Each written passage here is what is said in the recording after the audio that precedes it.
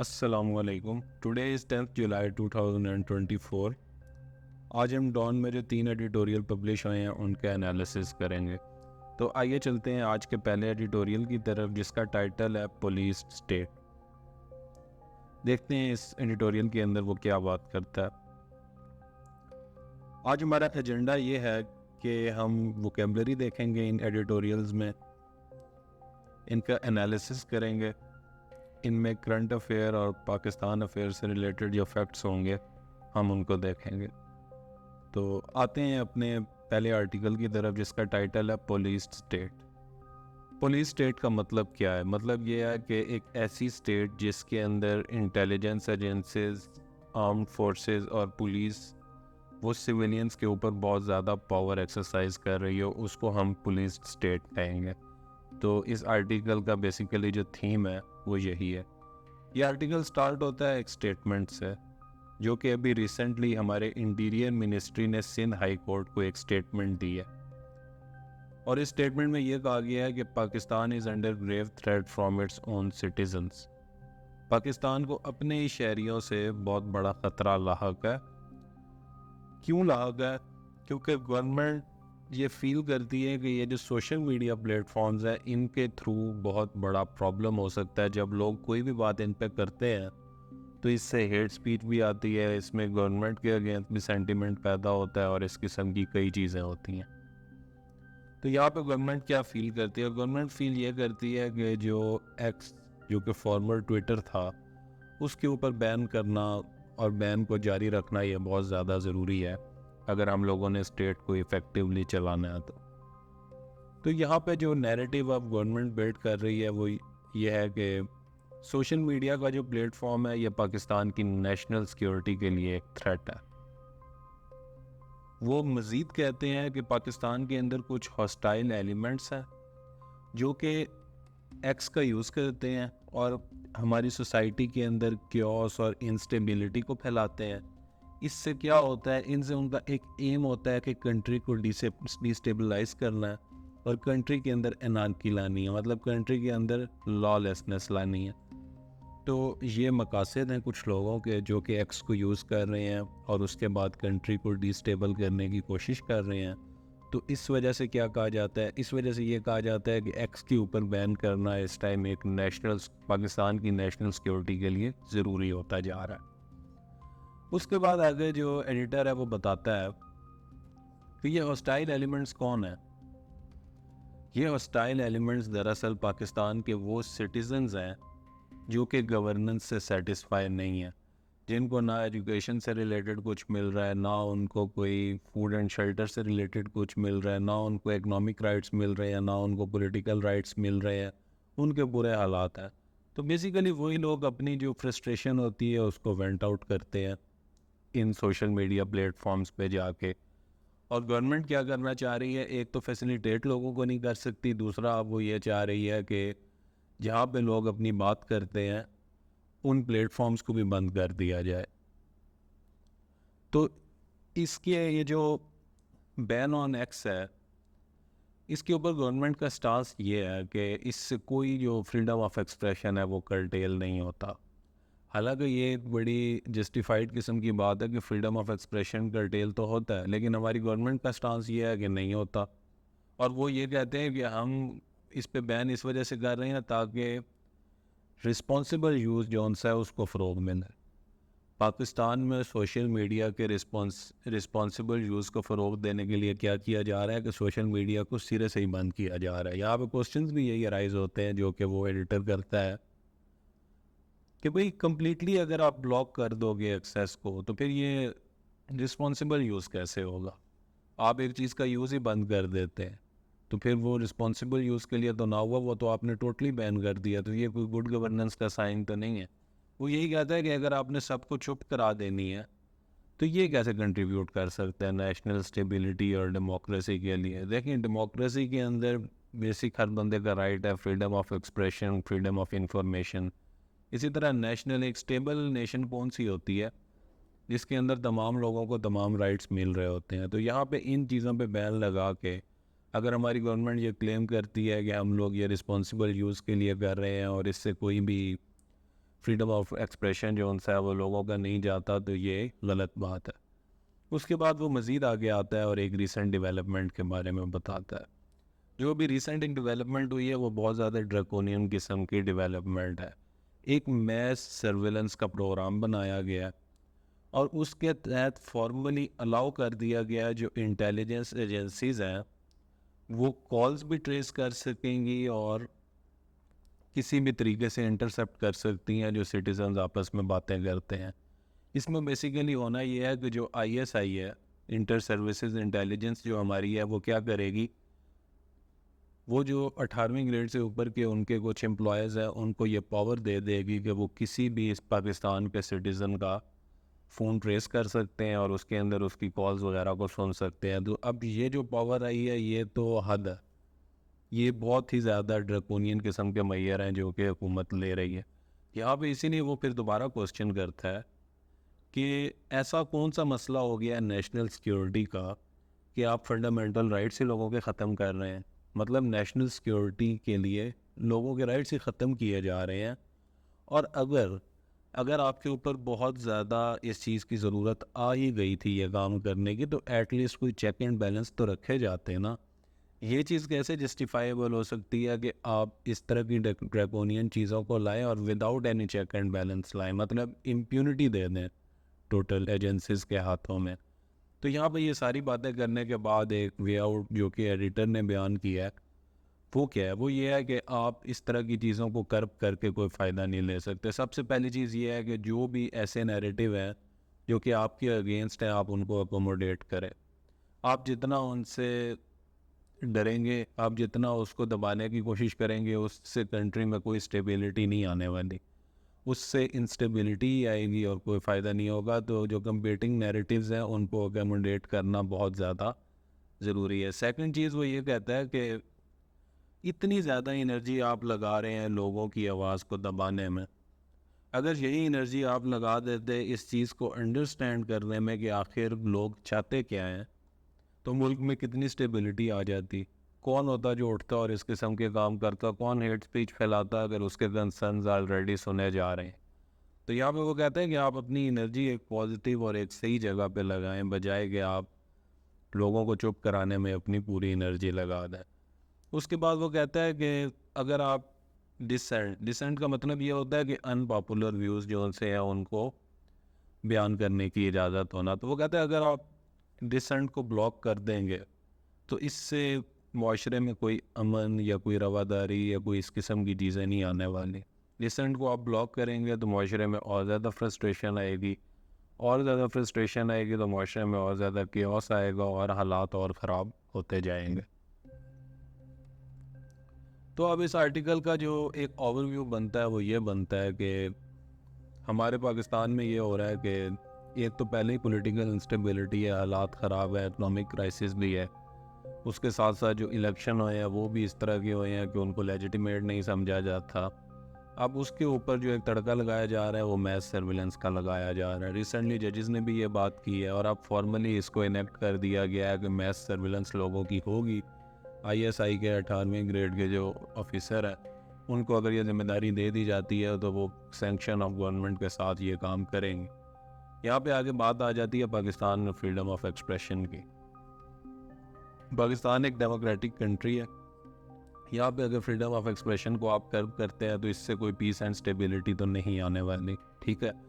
इसी तरह एक फ्रीडम ऑफ डिसेंट होता है कि अगर कोई बंदा आपके अगेंस्ट व्यू रखता है तो उसको वो बयान करने की इजाज़त होनी चाहिए। तो अगर ये चीज़ें आप इनकॉर्पोरेट नहीं करेंगे तो जिन चीज़ों के लिए आप नेशनल सिक्योरिटी, नेशनल स्टेबिलिटी और हारमनी की जो बात कर रहे हैं वो इस तरह से ठीक नहीं होने वाली, क्रिएट नहीं होने वाली। तो एट लास्ट ये बेसिकली गवर्नेंस की ही बात है कि हमारे जो मसाइल जब आए हैं तो उसके बाद जिस तरह के अब डिसीजंस लिए जा रहे हैं हमारे लीडर्स की तरफ से, तो वो बेसिकली अगर डेमोक्रेटिक आइडियल्स के हिसाब से देखा जाए तो वो ठीक नहीं है।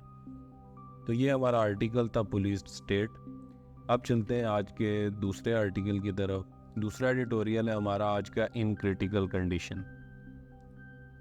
नाम से ही जाहिर है कि कोई ना कोई चीज़ क्रिटिकल कंडीशन में है। वो क्रिटिकल कंडीशन में क्या है?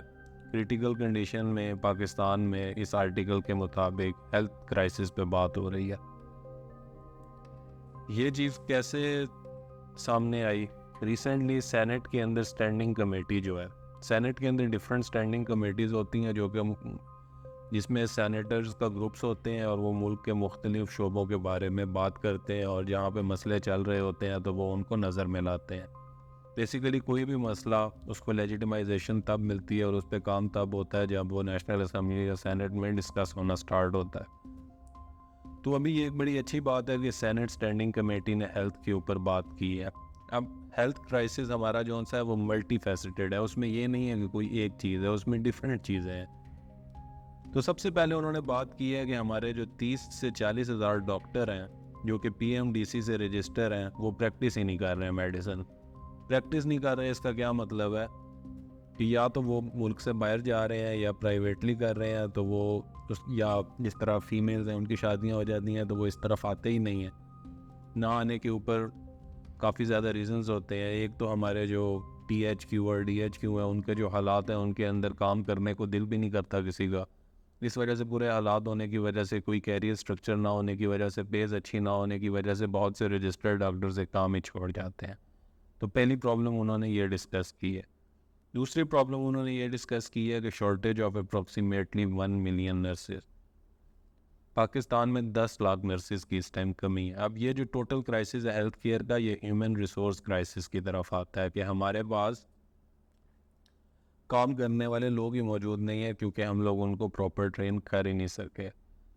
इसमें फिर एक दिन का डिस्कस किया गया था जो करंट अफेयर के लिए बड़ा ज़रूरी है, वो है 12 मई इंटरनेशनल नर्सिंग डे। तो ये दिन जो सा ये याद होना चाहिए, 12 मई जो है वो इंटरनेशनल नर्सिंग डे है।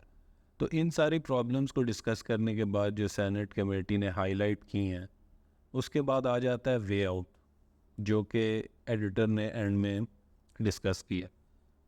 इस वे आउट में सबसे पहली बात वो कर रहा है, सबसे पहले तो रिलायबल सर्विस स्ट्रक्चर होना चाहिए। डॉक्टर्स और नर्सेज जिस सर्विस के अंदर एंटर हो रहे हैं वो एक रिलायबल किस्म का होना चाहिए, जिसके अंदर एक कैरियर प्लानिंग भी हो और कैरियर ग्रोथ भी हो। उनको नज़र आ रहा हो कि अगर हम लोग इसको ज्वाइन करते हैं तो कल को हम लोग किस तरीके से इसमें ग्रो करते जाएंगे। उसके बाद वो कहता है कि इंसेंटिव्स जो हैं नर्सिंग स्टाफ के लिए वो बढ़ाने की अशद ज़रूरत है। उनको इंश्योरेंस और उनकी इन्फेक्शंस के अगेंस्ट प्रोटेक्शन बहुत ज़्यादा ज़रूरी है क्योंकि वो सबसे ज़्यादा रिस्क पे हैं। जो बीमार लोग आते हैं उनको एट द फर्स्ट जो डील कर रही हैं और सबसे ज़्यादा डील कर रहे हैं वो नर्सेज हैं। तो उनकी हेल्थ इंश्योरेंस और उनकी प्रोटेक्शन जो उनसी है वो बहुत ज़्यादा ज़रूरी है। उसके बाद वो कहता है कि ह्यूमन रिसोर्स के इस मल्टी फेसिटेड क्राइसिस को डील करने के लिए आपको ट्रेनिंग्स का भी इंतज़ाम करना है। और जो ट्रेनिंग्स आपने देनी है वो कोई आम ट्रेनिंग्स नहीं होनी चाहिए, वो अपडेटेड सर्टिफिकेशंस होनी चाहिए जो कि मॉडर्न और इंटरनेशनल लेवल के हिसाब से हो। तो आप जब ये सारा कुछ करेंगे तो आपका ह्यूमन रिसोर्स का क्राइसिस सॉल्व होगा। आपको हर लिहाज से उनको देखना है, जहाँ पे उनकी पढ़ाई हो रही है आपने वहाँ पे भी क्वालिटी को देखना है, जहाँ पे आके उन्होंने जॉब करनी है आपने वहाँ के भी सर्कमस्टांसिस को देखना है और उसकी क्वालिटी को बेहतर करना है। फिर उनकी जो कैरियर ग्रोथ है उसके अंदर फिर जिस तरह का उनका सर्विस का स्ट्रक्चर है आपने उसको भी बेहतर करना है ताकि एक मल्टी फैसेटेड तरीके से इस चीज़ का हल हो सके। आगे चल के क्या आता है, कुछ वर्ड्स थे जो कि इस आर्टिकल में यूज़ हुए थे जिनका मतलब बड़ा इंपॉर्टेंट है। एक जगह बताया गया था मोरीबंड इकॉनमी, मतलब पाकिस्तान की मोरीबंड इकॉनमी। इसका मतलब क्या है? डाइंग। कोई चीज़ जो मर रही होती है उसको मोरीबंड कहा जाता है। जैसे ये अब मर रही है तो ये मोरीबंड। इसी तरह उसने एक जगह बात की थी एक्सोडस की। Exodus will intensify. एक्सोडस होता है बहुत से लोगों का इकट्ठे होकर एक जगह से निकाला जाना या निकल जाना। अब पाकिस्तान में एक्सोडस ब्रेन ड्रेन के उसमें कहा जाता है कि मिलियंस ऑफ पाकिस्तान के लोग जो उनसे हैं वो निकल रहे हैं और मिलियंस अभी निकलना चाहते हैं। तो ये एक तरह का एक्सोडस है जो कि पाकिस्तान से हो रहा है। तो एक्सोडस का मतलब ये होता है। उसके बाद अगर इस आर्टिकल का एक ओवरऑल रिव्यू देखा जाए तो पाकिस्तान में हेल्थ सेक्टर की क्राइसिस की बात हुई।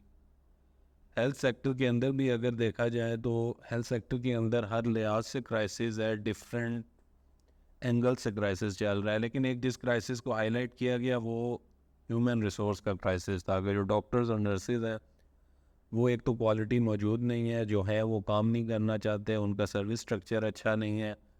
दूसरा ब्रेन ड्रेन का भी जिक्र किया गया कि एक तो ह्यूमन रिसोर्स क्राइसिस की वजह ब्रेन ड्रेन भी है। पाकिस्तान में जब लोगों को अच्छी अपॉर्चुनिटीज़ नहीं मिलती तो वो कोशिश करते हैं कि वो यूरोप, अमेरिका, ऑस्ट्रेलिया इस तरह की कंट्रीज़ में जाएं जहाँ पे उनको फ्यूचर की अच्छी वो मिले।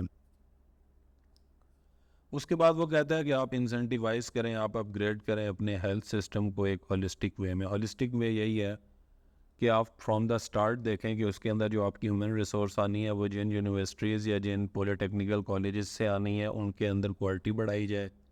फिर जब वो वहाँ से पास आउट होते हैं तो उनको एक ऐसा सर्विस स्ट्रक्चर दिया जाए जो कि बहुत ही अच्छा हो, जो उनको रिटेन कर सके। फिर उनके बाद जब वो वहाँ आए तो उनको फ्यूचर भी अपना नज़र आए। फिर वो जिस तरह के हालात में काम कर रहे हैं वो काम करने के हालात भी अच्छे हों, साफ़ सुथरे हों। तो इस तरीके से आप एक होलिस्टिक वे में इस चीज़ को इम्प्रूव कर सकते हैं। फिर साथ साथ हर साल आप उनकी मॉडर्न तरीके से ट्रेनिंग्स और सर्टिफिकेशन भी करते रहें, और वो सर्टिफिकेशन से उनकी जो उनकी कैरियर ग्रोथ है आप उसको अटैच कर दें। तो इस तरीके से आपका जो हेल्थ केयर का सिस्टम है पाकिस्तान में वो और बेहतर हो सकता है। तो ये था हमारा second article in critical condition. अब हम चलते हैं आज के आखिरी आर्टिकल की तरफ। इस एडिटोरियल में जिक्र हुआ है अरशद शरीफ पे जजमेंट आई है कीनिया की जो कोर्ट है उसकी। देखते हैं कि क्या जजमेंट आई है। सबसे पहले अरशद शरीफ का हमें पता होना चाहिए कि अरशद शरीफ एक पाकिस्तानी जर्नलिस्ट था जिसकी 23 अक्टूबर 2022 को इसे मार दिया गया था। ये बड़ी इंपॉर्टेंट डेट है, ये आपको याद होनी चाहिए कि 23 अक्टूबर 2022 को कीनिया के शहर में कजायदो के अंदर उसको मारा गया था। कजायदो भी याद होना चाहिए। अब जब वो मारा गया तो सबको पता है कि किस तरीके से प्रॉब्लम स्टार्ट हुई और इस इशू को हर जगह पे उठाया गया। तो कीनियन कोर्ट के अंदर भी ये वाला मसला चल रहा था। तो सबसे पहले अभी क्या हुआ है कि एक जजमेंट आई है जो कि कीनिया की कोर्ट ने दी है अरशद शरीफ की किलिंग के ऊपर। यह जजमेंट दी है हाई कोर्ट ऑफ कीनिया। क्या कहती है कि जो अरशद शरीफ को मारा गया है वो आर्बिट्रेरी था, अनप्रोपोर्शनेट था, अनलॉफुल था और अनकॉन्स्टिट्यूशनल था। मतलब कि वो सारा जो शोर था उसकी किलिंग के बारे में कि उनको उधर किसी गवर्नमेंट एजेंसी ने लेजिमेट तरीके से नहीं मारा, बल्कि उसका मारना जो उनसा है वो कंट्रोवर्शियल है, वो बिल्कुल सच साबित हुआ है। वो उसको जो मारा गया है वो अनलॉफुल तरीके से मारा गया। और साथ साथ ये भी बताया गया है कि जो कीनिया की गवर्नमेंट एजेंसीज हैं उन्होंने वायलेट किए हैं राइट्स ऑफ पिटिशनर। पिटिशनर वो होते हैं जो केस करते हैं। जो अरशद शरीफ था, जो कि उसकी फैमिली थी, उनके राइट्स को वायलेट किया गया। अब ये जो जजमेंट आई है जिसने इस चीज़ को माना है कि अरशद शरीफ की किलिंग जो उनसी थी वो गलत थी, वो सही नहीं थी, इसके ऊपर एक कमेटी है protect journalist, committee to protect journalist. उसने ये कहा है कि ये एक बड़ा इम्पॉर्टेंट स्टेप है टुवर्ड्स एंडिंग इम्प्यूनिटी। इम्प्यूनिटी क्या होती है कि बिला रोक टोक के कुछ लोगों को इतनी पावर हासिल हो कि वो किसी को मार भी सकते हैं और उसके साथ कुछ भी कर सकते हैं। तो इस जजमेंट ने ये बताया कि अगर आपने उस चीज़ को एंड करना है तो उसके लिए ये एक बड़ा वेलकम स्टेप है। इसी तरह ये जो वर्डिक्ट आया है इसने एंडोर्स किया है fact finding report submitted to Supreme Court in 2022 में पाकिस्तान के सुप्रीम कोर्ट में एक रिपोर्ट सबमिट हुई थी। इसने उसको भी वैलिडेट कर दिया है क्योंकि उसमें कहा गया था कि ये एक टारगेटेड असैसिनेशन है। तो जो बातें पाकिस्तान सुप्रीम कोर्ट को की जा रही थी वो अब वैलिडेट हो गई हैं कि ये एक टारगेटेड असैसिनेशन थी।